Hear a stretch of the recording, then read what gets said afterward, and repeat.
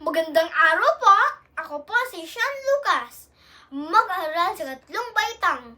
At ang aking babasahin kwento ay Si Langgam at si Tupaklong ni Virgilio Armario.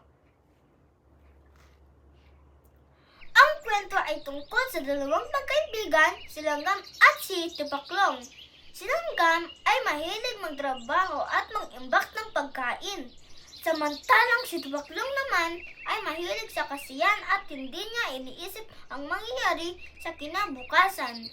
Noong sumapit ang tag-ulan, walang makain si Tupaklong at hindi nakatiis, humingi siya ng pagkain kay Langgam.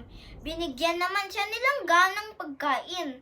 At sa huli, nangako si Tupaklong sa kanyang sarili na tutularan niya si Langgam sa pagiging masinop. Natutunan ko sa kwento ay maging masinop at handa sa lahat ng oras. Thank you po!